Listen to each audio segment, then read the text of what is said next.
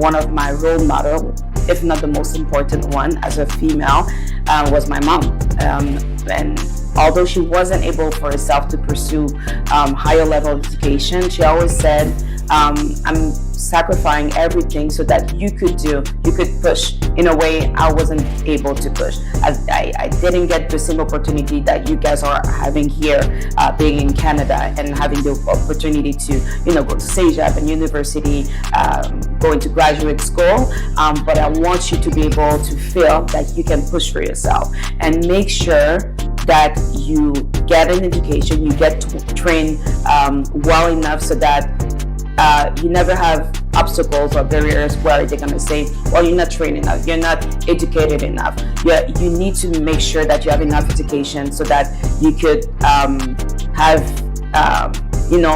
the opportunities, right?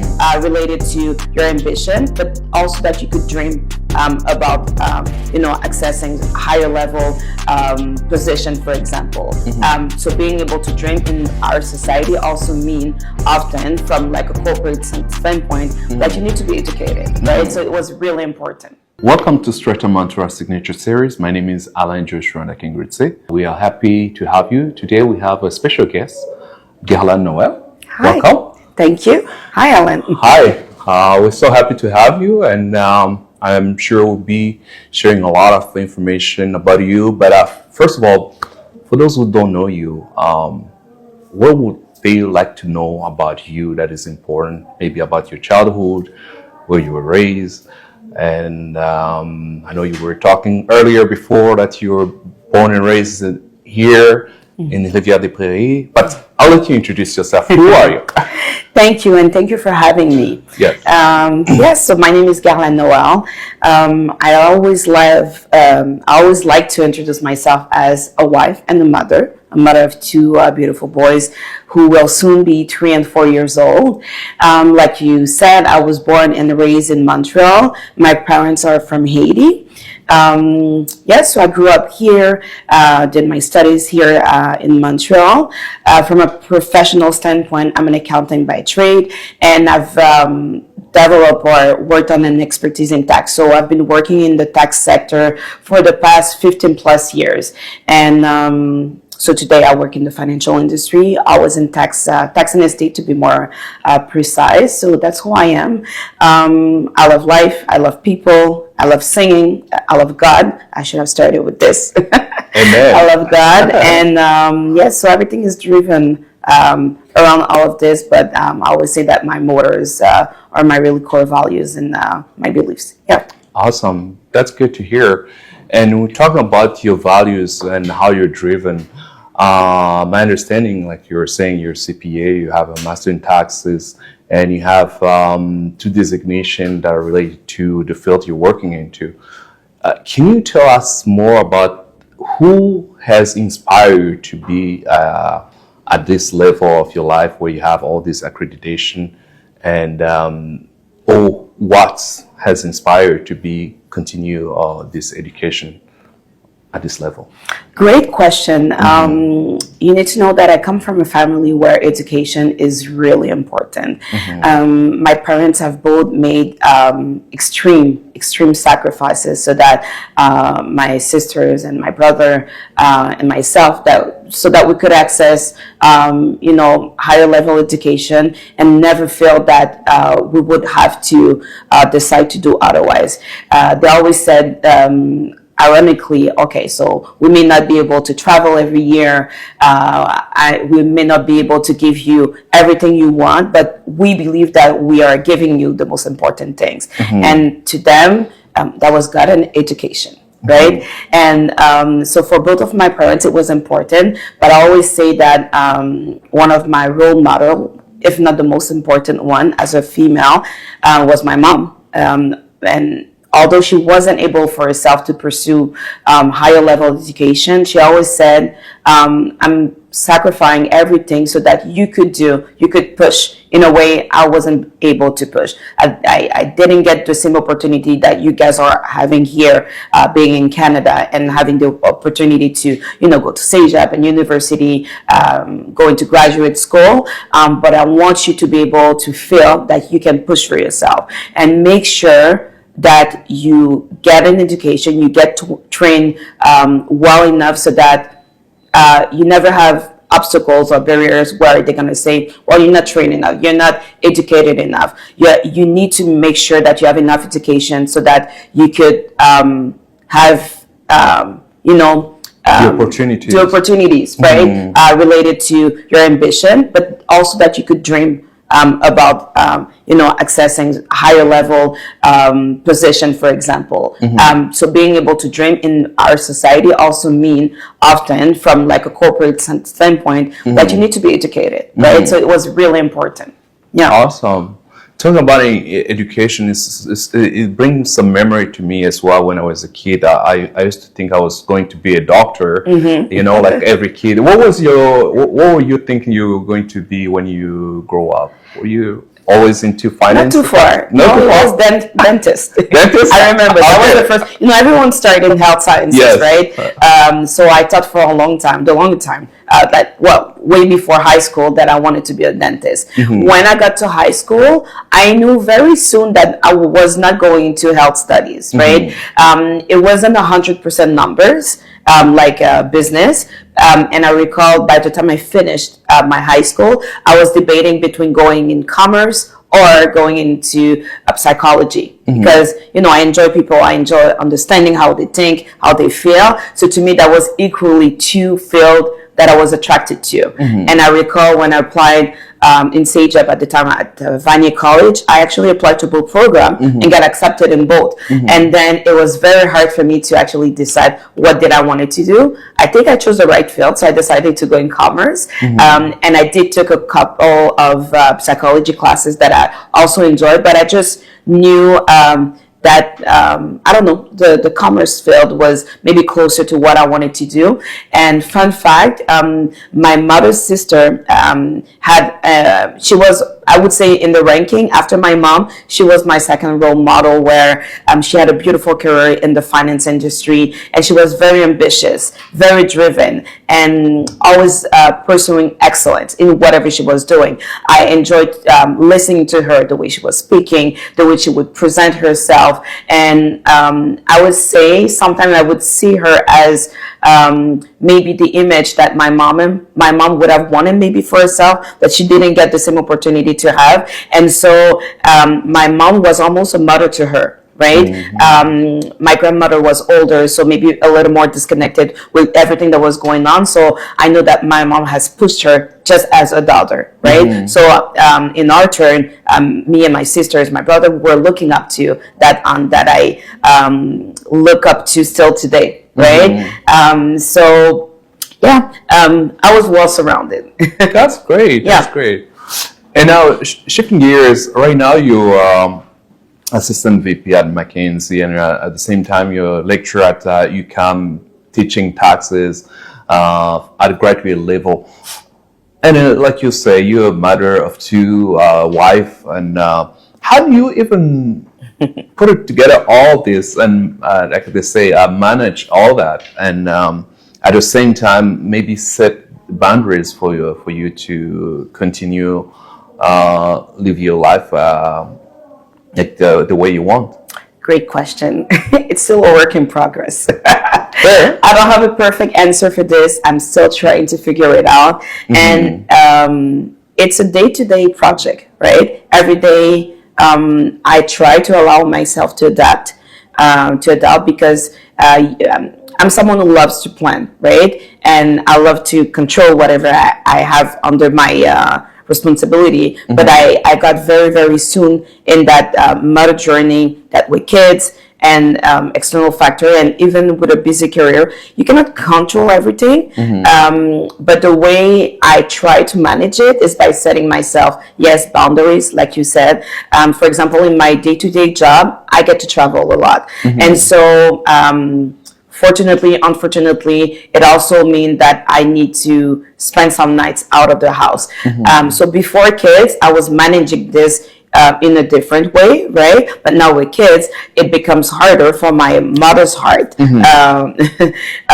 Well, wearing my mom's hat, I should say, to feel that, oh, well, I'm not there for the kids tonight, right? Even if it's one night. Sometimes I feel that mom's guilt, like we say. But it's part of the deal. It's part of the journey. Making sure that I can arrange my schedule so that it's not too condensed in a week or in a month.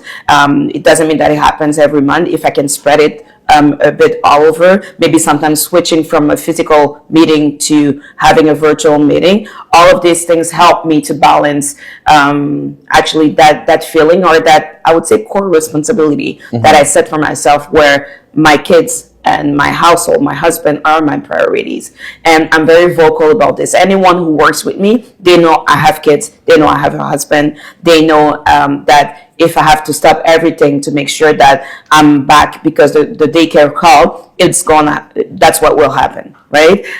So making sure that I set my boundaries, that I'm very transparent and vocal about what's important for me, and that they are my priority. That's how I balance it. This is not saying that anything that is related to my career is not important, because it's important. You need to make sure that whatever you say yes to, you're very responsible about it. So accountability, that's a word we hear often in our company, and it's really important. So I carry this, yes, in the career or the professional life, and make sure that most importantly, this is also being well managed in my personal life.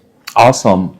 And on the same subject, do you feel like there is something that can be done more to encourage women or minority in your industry?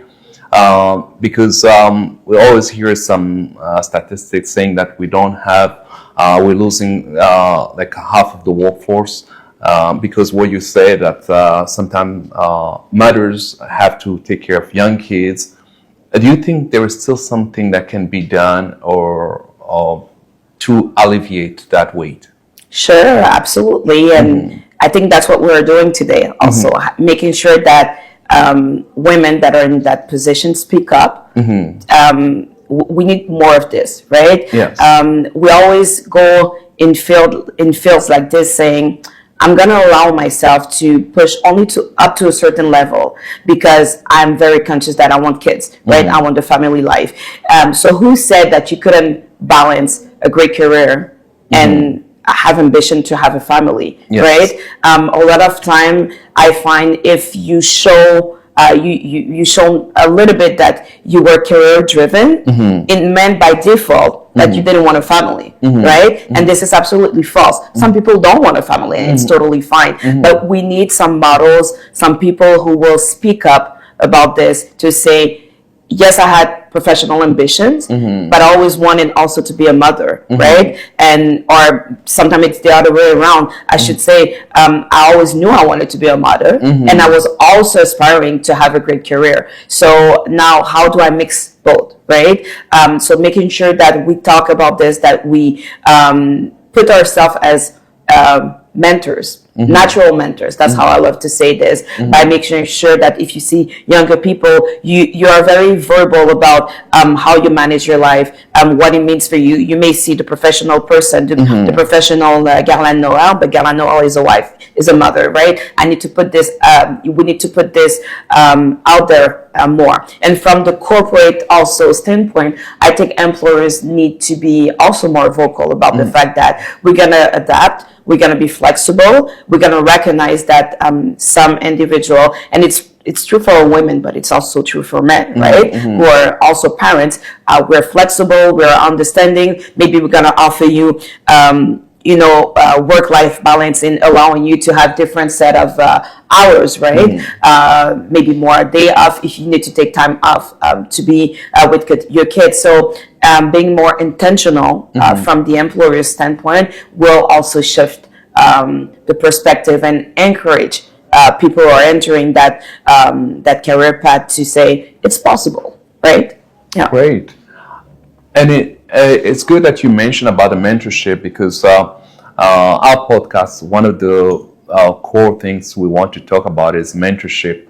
Can you share an experience or a situation where you mentor somebody and how you felt from that, or is it even something that you enjoy doing? What is your perspective on mentorship? I think mentorship is super important, and I think we nowadays we hear that word very often. It's either used in a setup that is very structured, where there are official mentorship program. For example, my employer offers something like that, where you have people signing up saying, "Hey, I would like to be mentored," and you have executives or other individual in the company signing up as mentors. So this is very structured, and I think a lot of organizations and employers are offering this more and more. Now, that's one category in my eyes. There's the other category where I'm more leaned into, and it's natural mentors and natural mentorship programs. And how I've been diving into this, where not in an official context, I would have people calling me or wanting to have a coffee chat with me, saying, "I want to learn more about yourself." So I'm aspiring to maybe have a similar career path, or it may be something totally different. I just love I would just love to learn a little bit more about how you did it. How did you achieve what you achieved? And so I'm always open to this. So I always say to anyone approaching me for that purpose that, yeah, sure, let's have a coffee chat, because I think sharing what you've been through, the good and the ugly, teaches a lot. Right? So there's no need for formal setup to be able to mentor someone. And so I've received great feedback from people who said, "Thank you for being so open about what you've been through, how you got there, your specific journey, because it helped me and it gives me hope." Right? And to me, it's really important. So to me, it's a lifelong responsibility. So anytime someone has that desire to have a chat with me in that optic, I will always say yes. And also do the opposite. Whenever I see that I can bring value for some individual who are maybe younger and diving into all this, sometimes I'm gonna offer myself to help them, to try to have a conversation. And oftentimes, while we are having this conversation, I realize, oh, so maybe that person needed guidance and didn't even know they needed to. Just by chatting and exploring, we notice and we see how it could guide them. So yeah, I'm really more into natural mentorship. Yeah. Awesome. And I'll ask you maybe a bit tricky question. Is there a characteristic or trait of somebody that you might say, "Oh no, you're not ready for mentorship"? Because I like how you say that you're open to it, but I'm just asking myself, have you encountered a situation where like, "Oh, maybe it's not a good fit"? Because I hear a lot, some people saying, "Oh, maybe we're not a good fit," and this is something that happened even in company when we talk about good fit. Do you believe there's such thing as a good fit, or there might be? I heard somebody saying that sometimes you need somebody who's a little bit to the next level where you're trying to be, because somebody might be too high to your level, but you need the next level. Is that something you agree to, or you think they can be translated at any level, a mentorship or knowledge? What is your point on that? Great question. On fit, sometimes I don't like using that word, fit, and I know employers love to use that term. I think there's no such thing as fit.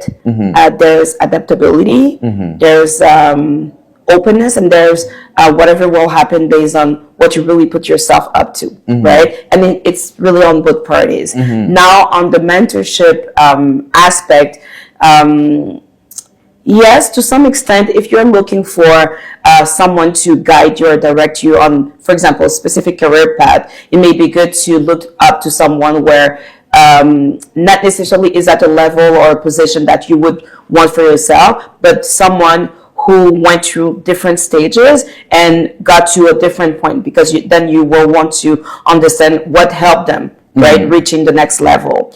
Now, I'm careful with this, the question of to what level you should look up to when we're talking about mentorship, because I truly believe that we can learn regardless of we can learn from someone else regardless of their level. Somebody who's younger than me, who's at a different level than me, who's starting their career might be very inspiring for me, right? Recognizing this also opens my mind to myself being mentored by somebody who's younger in terms of their career and even in age, right? We can learn from anyone, basically. The question is really, what are you looking for? Yeah. I agree. Now, I'll switch to French, if you don't mind. Oui. Since we're in Quebec, I came back to Montreal for this interview. Qu'est-ce que vous pensez par rapport à l'intelligence artificielle maintenant qui est utilisée un peu partout? Parce que là, on parlait du mentorat, où on parlait de, ça veut dire de l'activité humaine, d'une personne qui coach une autre personne. Mais à cette heure-ci, la plupart des personnes, maintenant, quand ils ont une question, ils s'en vont sur leur ChatGPT ou bien tout ce qu'ils utilisent pour citer les autres. Qu'est-ce que vous pensez de l'avènement de cet outil et puis comment est-ce que ça va affecter, le mentorship? Puis peut-être une question un peu plus tard, c'est comment ça affecte votre industrie en particulier? OK. Oui, je pense qu'il n'y a pas une journée qui passe sans que finalement, d'une façon ou d'une autre, qu'on voit que l'intelligence artificielle fait partie de notre vie. Comment que je le perçois? Je me dis que c'est un outil. Faut jamais oublier que c'est un outil. Oui, révolutionnaire, parce que si c'est bien utilisé, je crois que on comprend rapidement que ça nous permet d'optimiser le processus, de réduire le temps pour des tâches peut-être qui étaient un peu répétitives ou administratives, par exemple, mais c'est un outil et ça reste un outil. Je pense que de se rappeler que je ne devrais pas référer à ça comme une machine, mais que c'est presque une machine et donc on n'a pas, il y a pas d'intelligence émotionnelle rattachée à l'intelligence artificielle, va nous aider à justement cadrer un peu l'utilisation qu'on va en faire. Est-ce que c'est une bonne chose? Exemple, dans notre industrie, absolument. Je pense que ça aide beaucoup. Puis moi, je le vois dans mon travail au quotidien. Je vais te donner un exemple simple. En fiscalité, ben, des fois, ça réduit notre temps de recherche. On doit faire la recherche. On doit pouvoir mettre à profit nos connaissances parce que qu'est-ce que on va dans un système d'intelligence artificielle, on va mettre une interrogation, ça va nous sortir des données, mais comme professionnel, il faut que je sois capable de dire oui, c'est correct, non, c'est correct, parce qu'on sait que non, c'est pas correct, parce qu'on sait qu'il y a quand même et toujours une marge d'erreur. Et donc ça prouve que l'intelligence artificielle n'est pas là pour remplacer l'expert. Donc moi, il n'y a pas un matin que je me lève et que je me dis, est-ce que ça se peut que mon emploi, mon expertise va être mis en péril à cause de l'intelligence artificielle? Absolument pas. Par contre, est-ce que je peux l'utiliser pour optimiser mon temps, réduire mon temps de réponse? Absolument. C'est merveilleux l'utilisation qu'on peut en faire. C'est vraiment une route où est-ce que chaque jour on apprend, on devient meilleur parce que c'est nouveau, hein. C'est encore nouveau pour nous, mais c'est une bonne chose. Mais je pense qu'il faut le cadrer parce que beaucoup de fois, je réalise que ça devient comme un assistant et comme tu disais, des fois, un peu plus, les gens, à la place de converser avec des vrais humains, ben, on va converser avec ChatGPT. Mais, tu sais, ça, je pense que ça devrait être un peu plus balisé parce que je pense qu'en un rien de temps, on pourrait se réaliser que, justement, ChatGPT va devenir un autre membre de la famille avant même qu'on puisse s'en rendre compte. Mais il faut baliser la chose puis se dire, OK, mais dans quelle optique ou jusqu'à quel point je peux me permettre de l'utiliser et dans quel cadre, en fait. Oui. Excellent. Maintenant, il y a beaucoup d'inquiétudes du côté des jeunes, surtout qui commencent l'université, qui se demandent, mais ce que je suis en train d'étudier, peut-être ça risque de disparaître d'ici quelques années avec justement l'intelligence artificielle. Quel conseil, ou bien si tu étais dans leurs chaussures, comme on dit, c'est quoi, qu'est-ce que tu ferais par rapport à choisir ton domaine ou ce serait quoi ton plan de match, si on peut dire? Premièrement, moi, je veux dire aux jeunes, arrêtez de penser que l'intelligence artificielle va remplacer tous les emplois. Comme je l'ai dit tout à l'heure, ça, c'est faux. Ça, c'est faux.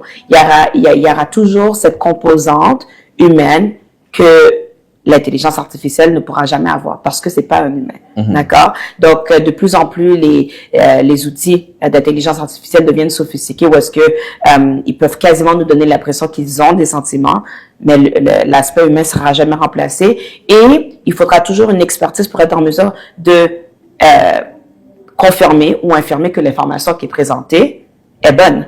Comment on peut le faire si on n'a pas l'expertise, si on n'a pas l'éducation sous-jacente qui s'y prête.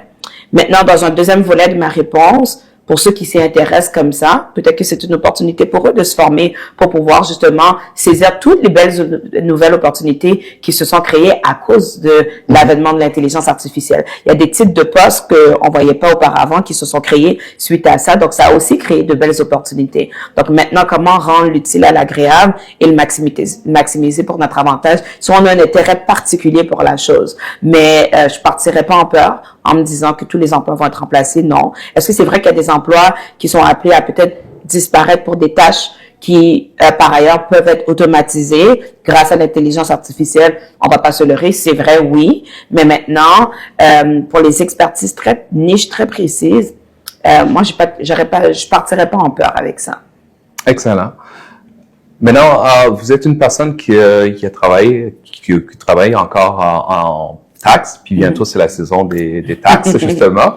Puis vous, c'est quoi les conseils que vous donnez en général aux personnes, que ce soit au niveau personnel ou bien entreprise, lorsqu'il arrive cette saison ou bien même avant qu'il arrive? Je sais qu'il y a beaucoup de lingo, comme on dit, là-dedans, mais c'est quoi tes conseils en général ou bien des gens qui nous écoutent, vu que la saison s'en vient? Qu'est-ce que tu pourrais leur donner comme message pour se préparer à cette saison-là? Soyez organisés. Soyez organisés, essayez de ne pas être à la dernière minute. Tous vos comptables vont vous remercier. Tous vos comptables vont vous remercier. Donc, s'assurer d'être à ses affaires. Optimiser, qu'est-ce que vous pouvez optimiser? On sait que jusqu'au 1er mars, on peut cotiser en REER. Être capable de s'asseoir avec son comptable, avoir une conversation pour se dire, OK, ma situation a l'air de quoi? Est-ce que ça se peut que je vais être dans une situation où est-ce que je vais payer des impôts? Si oui, ben, on a jusqu'au 1er mars pour s'organiser. Mais pour être capable de se rendre dans cette réflexion-là, il faut s'attarder à ses affaires. Attendez pas à la dernière minute, puis oui, ben faites vos impôts. Faites vos impôts. Excellent. Parfait. Ben écoute, c'est apprécié.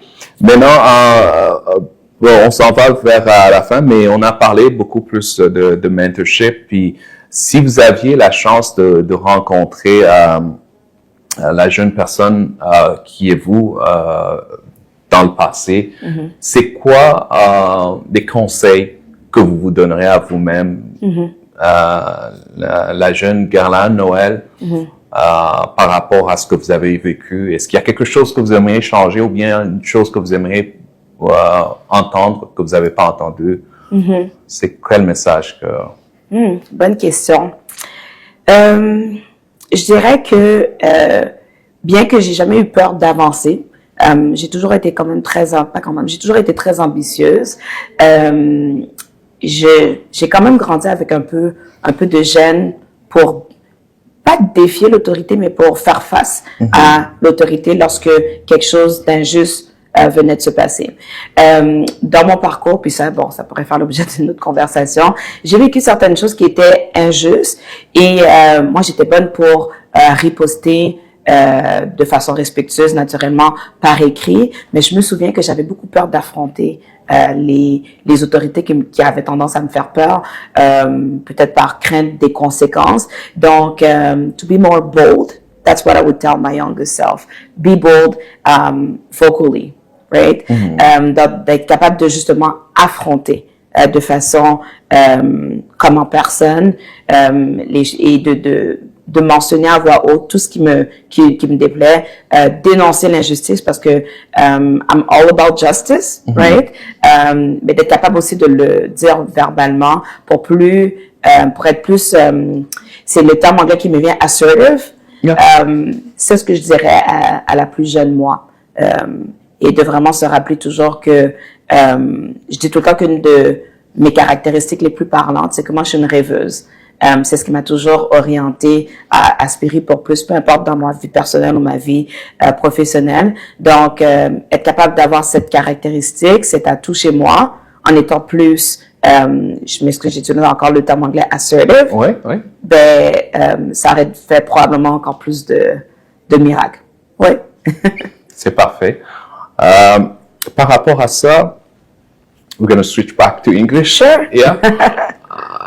There's a lot of people who have lost their jobs because of what is happening with the economy. We mentioned the AI earlier. We know the tariff going on with the U.S. and the economy.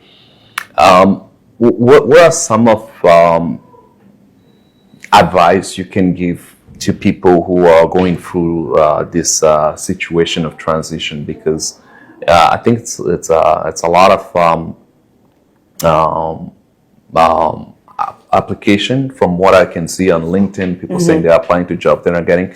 What is some of the advice, if you have any, or if you've been in a situation like that, for people who are going through a tough time like that?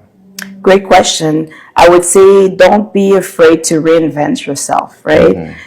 It doesn't always mean to go back to school and learn something totally different, but I think in every discipline, there's always many options, many sub-discipline, niche expertise that you can dive into, right? And I think learning, it's a lifelong journey. Yes. Always be inclined to go get new certification. Not just like that, but be curious, right? Be open to explore those new certifications that may lead to different opportunities, even if you've never worked in that subfield. Just by going and getting a certification that is, bringing some interest, that is actually interesting to you, because I think there's only 24 hours in the day, so you may want to use it wisely. Yes. But look, be curious, and again, reinventing yourself is something that you can do multiple times in a life. So that's where that famous expression, when life gives you a lemon, just make great lemonade with it. It also means, in my eyes anyway, to be able to reinvent yourself whenever you have the opportunity to do so. I like that, reinvention. And if I can add something else, networking, reach out to people. Sometimes Absolutely. people feel like they are bugging people when they're reaching out, or just ask for help when needed. Like you said, people like you who like to mentor, it might be a good way to get advice. So very good. Now, as we'll come to an end, we have a practice here at Straight to Mantra to always ask our guests, if you were to hear a subject, what subject would you like to hear, or somebody you would like us to invite? Do you have any person? I won't put a name out there. Okay. I won't put a name out there, but I would love to hear from some HR executive to speak on that question you actually asked about. So for those students who are saying, oh, will AI replace jobs, for example, that would be very interesting to hear the perspective of someone, managing humans, right? To hear their perspective, and how do they perceive the intrusion almost of artificial intelligence, and how they think students, we'll talk about students or people aspiring to have a career, how they think they should perceive AI toward future opportunities. That would be interesting. Awesome. Duly noted. Great. So again, thank you so much, Guerlane, for coming to this podcast. Thank you for inviting me. It's greatly appreciated. And for those who don't know, Guerlane and me, we studied at the same school, John Musson School of Business. Yes. So we're both alumni of the same school. So that's how actually we got to know each other. Yes. Other than that, we thank you, our audience, as well, for joining this podcast. As always, feel free to comment and like our page, and feel free as well to tell us who you like to hear or the subject you'd like to learn more. Again, at Straight to Mantra, we strive to bring mentors, leaders, and entrepreneurs who have succeeded and are willing to share their journey and to help others. So thank you so much again. Looking forward for our next episode.